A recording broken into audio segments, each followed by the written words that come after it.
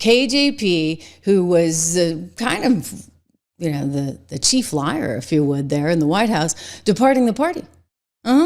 Just as she publishes a new book. She seems to be fleeing, looking for some cover here.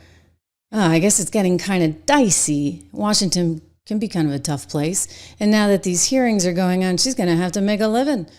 Karine Jean-Pierre, Biden's former press secretary, reveals she has left the Democrat Party. Yeah. She's independent now. How do we get out of this? How do we protect our democracy? And this is my answer. In an era of misinformation, disinformation, what I have decided to do, and I really have thought long and hard about this, is to follow my own compass. Yeah, and I think you all have called this the cheap fakes video, and that's exactly what they are. They are cheap fakes video. They are done in bad faith, and some of your news organization have been very clear, have stressed that these the right wing critics of the president have a credibility problem because of the fact checkers have repeatedly caught them pushing misinformation, disinformation, and so we see this, and this is something coming from your part of the world, calling them cheap fakes. Misinformation, disinformation, just exactly who was reporting the misinformation, disinformation. Oh, gee, gosh, I can kind of think. We can go back to the campaign, shall we? The 51X spooks trying to sell you a whole storyline about how that was nothing, that Hunter Biden laptop, but a bunch of misinformation, disinformation fed you courtesy of the Russians and Rudy Giuliani. So that's strike number one. Oh, and then the virus that hit us in March 2020 that was being researched in the Wuhan lab in China, that was from Wet Market. That never could have come from Wuhan, China. No. Same team, okay? Spinning the same lies. And then you fast forward to KJP being in action, and suddenly she's trying to tell you the economy's okay, the economy's doing great, while we're looking at the staggering inflation. And then as everybody sees poor Joe, who just can't ever seem to figure his way out of a paper bag, for goodness sakes, she's trying to tell us that he's A-okay. That there's nothing wrong upstairs. I'm sorry, but you know what? She lied a lot. And I get that the job is all about lying, okay? I get it. Jen Psaki was actually really quite talented at it. You know, the one that's sinking MSNBC's ratings right now. Seriously, I mean, I think they're going to have to bring Rachel Maddow back. Yikes. She's worse than Rachel. So Jen Psaki was very talented as a liar. And then KJP took it to a whole new level. I actually don't think she was very good at it. I think she really got stuck, especially on the economic stuff. I always noticed this. By the way, I know her because I used to have her on my show. She used to work at Fox. And whenever we needed, well, a not so smart Tam, I hate to say it, but she kind of fit the bill. And so, now she's out there floundering. I think there are some reasons why she's doing this. One, she's scared about what's coming in terms of the Autopen investigation. And two, she didn't have really any other place to go. I don't think anybody was going to hire her. Here's Scott Jennings on CNN talking about her. He totally slams her, torches her, basically, there last night. Watch. I'd like to congratulate Democrats for ridding yourselves of this untalented mediocrity. I mean, this is the most self-aggrandizing liar that has ever held this job. The White House press secretary is a sacred position, and she stood up there for years and lied through her teeth to the American people. She is the literal worst White House press secretary in my lifetime. And what she did in the last year and a half of the Biden administration, cheap fakes, the entire cover-up around the president's mental faculties, she was in the center of it. So congratulations for getting rid of this, but Democrats deserve everything they're getting here for putting her in that job in the first place. Yeah, you know what? He's right. I mean, you're the ones who wanted to put her in there. I mean, that was like DEI on steroids. I'm sorry, because she was not that good. She just wasn't, all right? Peppermint Patty, for all that we can say about her, she was actually pretty good at the job. And when she didn't have an answer on things, she would circle back to you, right? Whereas KJP just kind of floundered up there and I think kept digging herself in, lie after lie after lie after lie. And it was really obvious. it got to the point where it was super, super obvious. And so she's going to be questioned as well. How much were you interacting with the president? I mean, theoretically, you would interact with the president almost daily, right? You're his press person. But maybe she didn't. And, you know, she's saying, if we listen to her, that the party itself was vicious, that the party started attacking him. She'd never seen anything like it. This is partly why she's leaving. I think it's also just the reality of the Autopen. That's why she's leaving and the investigation. But, you know, she needs to make a dime. Outdoing Jake Tapper on the grifting. Here is KJP back in February hinting that she was going to leave and become independent. I think that's the title of her book. Personally, I think what was the toughest thing to see in the 3 weeks was there was a disconnect for me, what was happening with leadership in the Democratic Party and how it was truly, as my former colleague, communications director Ben LeBolt said, it was a firing squad. And I had never seen anything like it before. I'd never seen a party do that in the way that they did. And it was hurtful and sad to see that happening. A firing squad around a person who I believe was a true patriot, a person who I believe did everything that he can for this country, a person who I believe, as I mentioned before, has done more in one term than most presidents had done in 2 terms, historical things. And I was shocked by what I was seeing. And Karine, just to clarify, these are other Democrats and Democratic leadership coming out against Biden. Yep, I had never seen anything like that. That was, if you're asking me, the thing that I saw in those 3 weeks, that was shocking. Shocking. And instead of coming together to really be unified and trying to figure out how do we save our democracy, how do we fight back, that's what I was seeing. And, you know, that's what we decided to do for 3 weeks. And, you know, it was truly, truly unfortunate. And I think it hurt us more than I think folks realized to have done that. And I know we're coming, and thank you so much for your question. Thank you so much for your question. I know we're coming up on. Woo! Okay. So the word on the street is that she's looking for a buck. Okay. So looking for a payout. Here's Colin Rugg, who's great on Twitter. If you don't follow him, check him out. He writes, wow.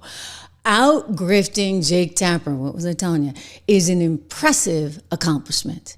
Jean-Pierre has revealed that she is now coming out as an independent in her new book. Okay.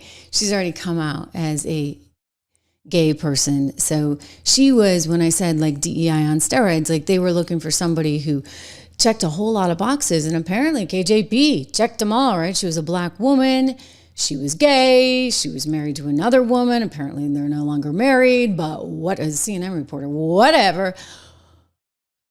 It doesn't matter. Like if you can't do the job, I don't care. You can check every box in the world.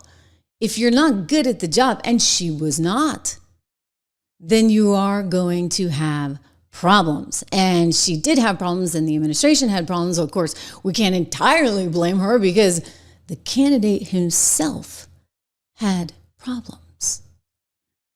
So KJP needed a new gig. And she wanted to go back to TV. Don't forget, she was a Fox contributor. That's how I know her. And, well, it didn't work out. She's now the press person for the New York City Pride Parade. Woohoo! Like, that's a winning gig. So she didn't get any kind of television gig. My hunch was that, okay, so she was getting desperate, and this is why she came out with the book. And now my hunch was reported on by none other than the Daily Mail. Actually, in today's edition, just moments ago, we see this story crossing Karine Jean-Pierre's embarrassing rejection from daytime TV show where she hoped to be a big star. Okay, so she was looking for a gig on The View. I mean, who doesn't aspire to be on The View one day? I'm kidding. It's got to be the worst gig in all of television. Seriously. Even if you're on the side of all the libs, it's got to be the worst. I know it's the worst gig because I have a couple of friends, both Abby and Megan, that worked there. Anyway, this goes on to say that apparently they let it be known that all the spots were taken. So there was no opportunity, if you would, for one KJP on The View. And so, she's probably sitting there going, why can't I get a big TV job? For goodness sakes, you got Jen Psaki taking over for none other than Rachel Maddow. I mean, that's not going so well. We talked about that yesterday, right? I mean, the ratings are so dismal that some people are saying, can we get Rachel Maddow back? That's how bad it is. I mean, they may actually have to put the network out of business before going forward with their verdant MSNBC spinoff thing. I mean, get rid of MSNBC, right? Keep CNBC, keep some of the other things like Oxygen, Sci-Fi, and do something that's a little healthy for investors, because I don't think you're going to ever see the light of day in terms of making a profit over at MSNBC these days, especially with the likes of Jen Psaki in the primetime slot. She's just not talented. Just not. It's really funny how these executives in television, don't get it. They just don't know what's ever going to resonate. I will tell you, I don't like Rachel Maddow, but she could craft a hell of a narrative.